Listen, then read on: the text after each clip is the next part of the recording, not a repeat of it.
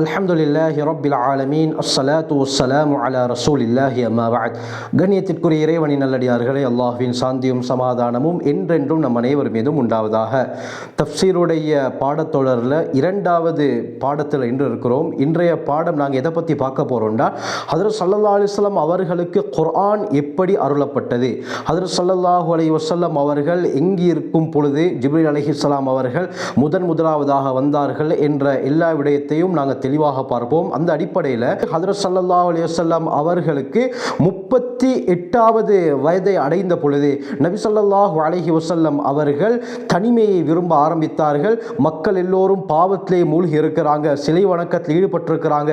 ஆகவே நபி அவர்கள் தனிமையில் இபாதத் செய்ய ஆசைப்பட்டு என்ன செஞ்சாங்கண்டா, மக்காவிலிருந்து சாப்பாடு தண்ணீரை எடுத்துக்கொண்டு 2 மைல் தொலை தூரத்தில் இருக்கக்கூடிய ஜபலே நூர் என்ற மலைக்கு செல்வார்கள். அந்த மலையுடைய உச்சியில தான் காரே ஹிரா என்ற குகை இருக்கிறது. அந்த ஹிரா குகைக்கு சென்று ஸல்லல்லாஹு அலைஹி வஸல்லம் அவர்கள் தனிமையில் இபாதத் செய்ய ஆரம்பிச்சாங்க. இந்த ஹிரா குகையை பற்றி நாங்க பார்த்தோம் என்று சொன்னால், மக்காவுடைய கிழக்கு திசையில, அதுவும் அரஃபாவுக்கு இடது பக்கமாக ஜபலு நூர் என்ற ஒரு மலை இருக்குது. இந்த மலையுடைய மொத்த உயரம் 634 மீட்டர். இந்த ஜபலு நூருடைய வடக்கு பக்கமாக உயரத்தில் தான் இந்த காரே ஹிரா இருக்கிறது, ஹிரா குகை இருக்குது. ஹஜ்ஜுக்கு உம்ராக்கு போகக்கூடிய சகோதரர்கள் இந்த ஹிரா குகைக்கு போவார்கள். 10 மணி 11 மணி ஆகினால் இந்த ஹிரா குகையில் ஏறுறது கஷ்டம். ஏண்டா அந்த சவுதி அரேபியாவுடைய சூடு எங்களால் தாங்கிக் கொள்ள முடியாது. அதனால என்ன செய்வாங்கன்னு சொன்னால், சுபஹ் தொழுத உடனே தற்பொழுது அந்த ஹிரா குகைக்கு ஏறுவதற்கு முயற்சி செய்வாங்க. என்று சொன்னால் அந்த நேரம் தான் கிளைமேட் நடுநிலையாக இருக்கும். பிறகு அந்த குகையில் ஏறி அந்த உச்சியை அடைந்து ஹஜ்ரத் ஸல்லல்லாஹு அலைஹி வஸல்லம் அவர்கள் எந்த இடத்தில் இபாதத் செய்தார்கள் அந்த இடத்தெல்லாம் பார்த்துவிட்டு வருவார்கள். மஸ்ஜிதுல் ஹராம்ல இருந்து 4 கிலோமீட்டர் தூரத்தில் இந்த காரே ஹிரா இருக்குது. இந்த குகையுடைய அளவு எவ்வளவுன்னு பார்த்தால், நீளம் 4 முழம், அகலம் 1.25 முழம்.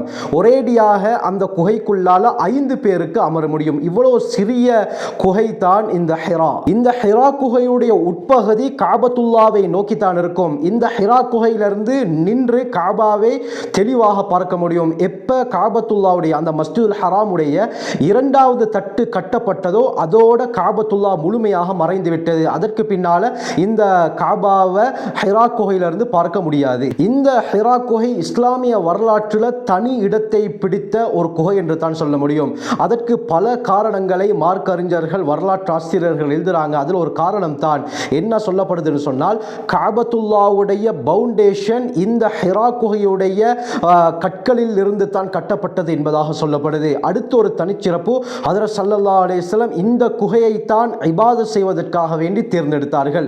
3வது ஒரு சிறப்பு, வஹ்யுடைய ஆரம்பம் இங்கே தான் நடந்தது. அதாவது ஹஜ்ரத் ஜிப்ரீல் அலைஹிஸ்ஸலாத்துடைய வருகை, குர்ஆன் ஆரம்பமாக இறங்கியது இந்த காரே ஹிராவுல தான்.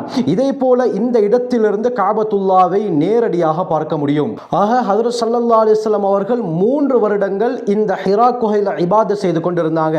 3 வருடங்கள் இபாதத் செய்தாலும் எப்ப ஸல்லல்லாஹு அலைஹி வஸல்லம் 40வது வயதை அடைந்தார்களோ இப்பதான் இந்த நுபுவத்துடைய சில அறிகுறிகள் ஸல்லல்லாஹு அலைஹி வஸல்லம் அவர்களுடைய வாழ்க்கையில் விளங்க ஆரம்பித்தது. அல்லாமா சஃபியுர் ரஹ்மான் முபாரக் ஃபூரி அர்-ரஹீக்குல் மக்தூம் என்ற கிதாபில் தெளிவாக குறிப்பிடுறாங்க. ஹஜ்ரத் ஸல்லல்லாஹு அலைஹி வஸல்லம் அவர்கள் எப்ப 40வது வயதை அடைந்தார்களோ இந்த நுபுவத்துடைய சில அடையாளங்கள் தெரிய ஆரம்பித்தது. ஹஜ்ரத் ஸல்லல்லாஹு அலைஹி வஸல்லம் அவர்களுக்கு மக்காவில் இருக்கக்கூடிய ஒரு கல் சலாம் சொன்னதாகவும் அவர்கள் தங்களுடைய கிதாபில் எழுதுறாங்க. ஹஜ்ரத் ஸல்லல்லாஹு அலைஹி வஸல்லம் 40வது வயதை அடைந்ததற்கு பிறகு தொடர்ச்சியாக 6 மாதங்கள் கனவு கண்டிருக்கிறாங்க. எந்த கனவெல்லாம் நபி அவர்கள் காணுவாங்களோ அது அப்படியே மறுநாள் காலையில் நிஜத்தில் நடந்தது. இதை பற்றி ஆயிஷா ரலியல்லாஹு அன்ஹா தெளிவாக ரிவாயத் செய்றாங்க. இமாம் புகாரி ரஹ்மத்துல்லாஹி அலைஹி இந்த ஹதீஸை புகாரியுடைய ஆரம்ப பாடம் கிதாபு பத்இல் வஹீல கொண்டு வராங்க. ஆயிஷா ரலியல்லாஹு அன்ஹா சொல்றாங்க, ஹஜ்ரத் ஸல்லல்லாஹு அலைஹி வஸல்லம் அவர்களுக்கு கனவு ஏற்பட்டது. நபி அவர்கள் கனவு காணும் பொழுது அது மறுநாள் காலையில் நிஜத்தில் நடந்தது என்பதாக கூறுறாங்க.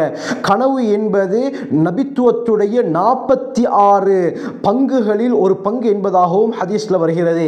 அப்படி என்றால் அருமையானவர்களே, 46 பங்கு என்று சொன்னால் ஹஜ்ரத் ஸல்லல்லாஹு அலைஹி வஸல்லம் அவர்களுக்கு தொடர்ச்சியாக 23 வருடங்கள் குர்ஆன் அருளப்பட்டது. இந்த 23 வருடங்கள்ல எத்தனை 6 மாதங்கள் இருக்கிறது என்று பார்த்தால் 46. ஆக இதை வைத்து தான் ஹஜ்ரத் ஸல்லல்லாஹு அலைஹி வஸல்லம் அவங்க சொன்னாங்க, கனவு என்பது நுபுவ நுபுவத்துடைய 46 பகுதிகளில் ஒன்று. அதாவது நபி அவங்க 6 மாதம் கனவு கண்டாங்க. இதை வைத்து தான் சொன்னாங்க 46 ஒரு பங்கு. 23 வருடங்கள் தொடர்ச்சியாக ஸல்லல்லாஹு அலைஹி வஸல்லத்துக்கு குர்ஆன் அருளப்பட்டது. இந்த 23 வருடத்தில் எத்தனை 6 மாதம் இருக்குதுன்னு பார்த்தால் ஒரு வருடத்தில் 2 என்ற அடிப்படையில் 46. அப்ப கனவு என்பது 46 ஒரு பங்கு. அதாவது 6 மாதங்கள் ஸல்லல்லாஹு அலைஹி வஸல்லம் அவர்கள் கனவு கண்டிருக்கிறார்கள் என்பது இந்த ஹதீஸின் மூலமாக தெளிவாக விளங்குது. ஆக ஹஜ்ரத் ஸல்லல்லாஹு அலைஹி வஸல்லம் கண்ட கனவு அடுத்த நாள் பலிக்க ஆரம்பித்தது. ஹஜ்ரத் ஸல்லல்லாஹு அலைஹி வஸல்லம் அவர்களை அல்லாஹ் நுபுவத்துக்காக வேண்டி தயார்படுத்த ஆரம்பித்தான். இந்த சந்தர்ப்பத்தில் ஹஜ்ரத் ஸல்லல்லாஹு அலைஹி வஸல்லம் அவர்கள் அந்த ஹிரா குகையில் இபாதத் செய்து கொண்டிருப்பாங்க. சில சந்தர்ப்பங்களில் ஹதீஜா ரலியல்லாஹு அன்ஹா அவர்களுக்கு அந்த சந்தர்ப்பத்தில் 55 வயது. ஹஜ்ரத் ஸல்லல்லாஹு அலைஹி வஸல்லம் அவர்களுக்காக வேண்டி உணவு தண்ணீர் எல்லாத்தையுமே கட்டிக்கொண்டு ஒரு நாளைக்கு 2 அல்லது 3 தடவை அந்த ஹிரா குகைக்கு ஏறி இறங்குவார்கள். அருமையானவர்களை, இன்று நாங்கள் உம்ரா ஹஜ்ஜுக்கு போனால் ஒரு தடவை ஹிரா குகையில் ஏறி இறங்கினாலே இதுக்கு பின்னால ஏறுறது இல்லை என்ற ஒரு முடிவுக்கு வந்துடுவோம். ஏன் அவ்வளோ கஷ்டமாக இருக்குது. அதுவும் இப்போ கம்பியெல்லாம் போடப்பட்டு ஏறுவதற்கு உகந்த முறையில் இப்போ அந்த ஸ்டெப்ஸ் எல்லாம் படிக்கட்டுகள் எல்லாம் சில இடங்களில் அமைக்கப்பட்டிருக்குது. ஆனால் அந்த காலத்தில் கம்பிகளோ ஒன்றுமே இருக்கல்ல. எப்படி ஏறியிருப்பார்கள் அந்த ஹதீஜா ரலியல்லாஹு அன்ஹா என்பதை யோசித்து பாருங்கள்.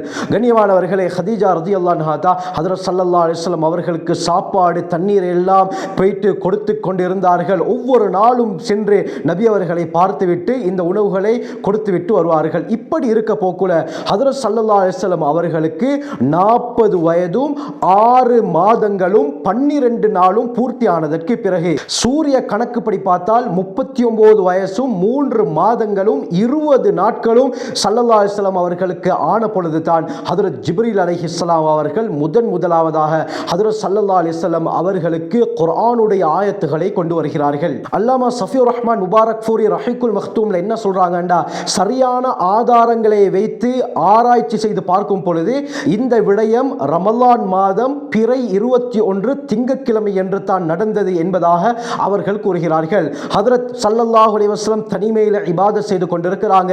இந்த சந்தர்ப்பத்தில் ஹஜ்ரத் ஜிப்ரீல் அலைஹிஸ்ஸலாம் வருகிறார்கள். ஜிப்ரீல் அலைஹிஸ்ஸலாம் வந்து ஹஜ்ரத் ஸல்லல்லாஹு அலைஹி வஸல்லம் அவர்களை பார்த்து இக்ரா, ஓதுங்கள் என்று சொன்னார்கள். உடனே ஹஜ்ரத் ஸல்லல்லாஹு அலைஹி வஸல்லம் அவர்களுக்கு பயம் பிடித்து விட்டது. திடீரென யோசித்து பாருங்கள், தனிமையில் இருக்கும் பொழுது யாராவது ஒருவர் வந்து யா முஹம்மத் இக்ரா என்று சொன்னால் எப்படி இருக்கும்? நபி அவர்களுக்கு ஒரு விதமான பயம் ஏற்பட்டது. உடனே ஸல்லல்லாஹு அலைஹி வஸல்லம் சொன்னார்கள், மா அன பிகாரி, எனக்கு ஓத தெரியாது. ஹஜ்ரத் ஸல்லல்லாஹு அலைஹி வஸல்லம் இந்த சம்பவத்தை சொல்லும் பொழுது என்ன சொல்றாங்கன்னா, ஃபஅஹதனி ஃபகத்தனி, ஹஜ்ரத் ஜிப்ரீல் அலைஹிஸ்ஸலாம் என்னை இருக்க கட்டிப்பிடித்து பிறகு விட்டு இக்ரா என்று 2வது தடவை சொன்னார்கள். மா அன பிகாரி, எனக்கு ஓத தெரியாது என்று 2வது தடவையும் நான் சொன்னேன். பிறகு சும்ம அஹதனி ஃபகத்தனி, பிறகு என்னை இருக்க பிடித்து அப்படியே விட்டுவிட்டு 3வது தடவையும் இக்ரா என்று ஓதுங்கள் என்றார்கள்.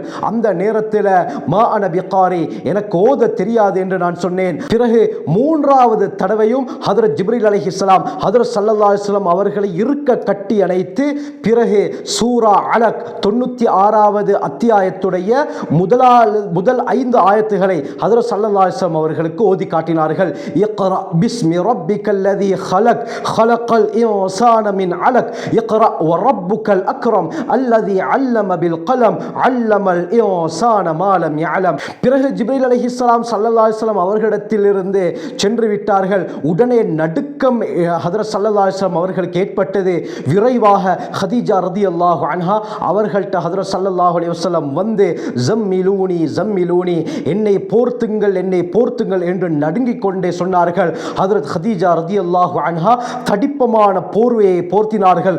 போர்த்தியும் ஸல்லல்லாஹு அலைஹி வஸல்லம் அவர்களுக்கு அந்த நடுக்கம் போகல. ஏன்? கண்டது ஹஜ்ரத் ஜிப்ரீல் அலைஹிஸ்ஸலாம் அவர்களை. அதனால் நபி அவர்களுக்கு பயம் ஏற்பட்டது. அதற்கு பிறகு ஹதீஜா ரலியல்லாஹு அன்ஹா ஹஜ்ரத் ஸல்லல்லாஹு அலைஹி வஸல்லம் அவர்களை அணைத்து கொண்டார்கள். நபி அவர்களுடைய நடுக்கம் மெதுவாக அகல ஆரம்பித்தது. இந்த சந்தர்ப்பத்தில் என்ன நடந்தது என்று மனைவி கேட்டோன ஹஜ்ரத் ஸல்லல்லாஹு அலைஹி வஸல்லம் நடந்த எல்லாத்தையுமே சொன்னார்கள். அந்த நேரத்தில் தான் ஹதீஜா ரலியல்லாஹு அன்ஹா அவர்களுக்கு தன்னுடைய தந்தையின் சகோதரனுடைய மகன் வரக்கத் இப்னு நௌஃபலுடைய ஞாபகம் வந்தது. வரக்கத் இப்னு நௌஃபல் ஹதீஜா ரலியல்லாஹு அன்ஹா அவர்களுடைய தந்தை ஹுவைலிதுடைய சகோதரன் நௌஃபலுடைய மகன் தான் இந்த வரக்கா என்பவர். இவர் இஞ்சில் வேதத்தை கற்றிருந்தார், முந்தைய வேதங்களை படித்திருந்தார், வயது முதிர்ந்தவராக கண் பார்வை அற்றவராக இவர் இருந்தார். இவரிடத்திலே கூட்டிக் கொண்டு போனால் தான் சரி என்று சொல்லி ஹதீஜா ரலியல்லாஹு அன்ஹா ஹஜ்ரத் ஸல்லல்லாஹு அலைஹி வஸல்லம் அவர்களை கூட்டிக் கொண்டு செல்ல நபி அவர்கள் நடந்த எல்லா விடயத்தையும் வரக்கத் இப்னு நௌஃபல் இடத்திலே சொன்னார்கள். உங்களிடத்திலே வந்த அந்த வானவர் வேறு யாரும் கிடையாது, ஹஜ்ரத் மூசா அலைஹிஸ்ஸலாம் அவர்களிடத்தில் வந்த அதே வானவர் மலக்கு தான் உங்களிடத்திலே வந்திருக்கிறார். மூசா அலைஹிஸ்ஸலாம் அவர்களிடத்திலே வந்த அந்த மலக்குக்கு தௌராத் வேதத்தில் நாமூசுல் அக்பர் என்று சொல்லப்படும், அவர் தான் உங்களிடத்திலே வந்திருக்கிறார். ஆகவே நீங்கள் இறை தூதர் என்பதாக வரக்கத் இப்னு நௌஃபல் ஹஜ்ரத் ஸல்லல்லாஹு அலைஹி வஸல்லம் அவர்களுக்கு விளக்கம் சொன்னார். அந்த நேரத்தில் வரக்கத் இப்னு நௌஃபல் இன்னொரு ஆச்சரியமான விடயத்தையும் சொன்னார். என்ன? பிற்காலத்தில் எந்த மக்கள் உங்களை அமீன் நம்பிக்கைக்குரியவர் சாதிக் உண்மையாளர் என்றெல்லாம் சொல்லிக் கொண்டிருக்கிறார்களோ அவர்களே உங்களை இந்த ஊரை விட்டு விரட்டுவார்கள். இது நபிமார்களுக்கு நடக்கக்கூடிய விடயம் என்பதாக சொன்னவுடன் ஸல்லல்லாஹு அலைஹி வஸல்லம் ஆச்சரியப்பட்டார்கள், கவலை அடைந்தார்கள். அவர்கள் என்னை வெளியாக்குவார்களா? புகாரி முஸ்லிம்ல தெளிவாக இது சொல்லப்பட்டிருக்கிறது. என்னை அவர்கள் வெளியாக்குவார்களா என்று சொன்னதும் ஹஜ்ரத் ஸல்லல்லாஹு அலைஹி வஸல்லம் அவர்களை பார்த்து வரக்கத் இப்னு நௌஃபல் சொன்னார், ஆம், உங்களை அவர்கள் வெளியாக்குவார்கள். இதற்கு முன்னால் நபிமார்களுக்கும் இதே தான் நடந்தது. இறை செய்தியை சொல்லும் பொழுது அவர்களும் தன்னுடைய சமூகத்தினால் பாதிக்கப்பட்டிருக்கிறார்கள். அந்த சந்தர்ப்பத்தில் நான் உயிருடன் இருந்தால் உங்களை நான் பாதுகாப்பேன் என்பதாக வரக்கத் இப்னு நௌஃபல் சொன்னார். ஆகவே இது தான் ஹஜ்ரத் ஸல்லல்லாஹு அலைஹி வஸல்லம் அவர்களுக்கு குர்ஆன் அருளப்பட்ட விதம். இதற்கு பிறகு தொடர்ச்சியாக ஹஜ்ரத் ஸல்லல்லாஹு அலைஹி வஸல்லம் அவர்களுக்கு 23 வருட காலங்கள் குர்ஆன் அருளப்பட்டது. இப்போ ஒரு கேள்வி எழும்பலாம், முந்தைய வேதங்கள் முழுமையாக ஒரேடியாக மூசா அலைஹிஸ்ஸலாம் அவர்களுக்கு தௌராத்தாக இருக்கலாம், ஜபூர் வேதம் தாவூத் அலைஹிஸ்ஸலாம் அவர்களுக்காக இருக்கலாம், இஞ்சில் வேதம் ஈசா அலைஹிஸ்ஸலாம் அவர்களுக்காக இருக்கலாம். அல்லாஹ் ஒரேடியாக ஒட்டுமொத்த வேதத்தையும் ஒரேடியாகத்தான் இறக்கினான்.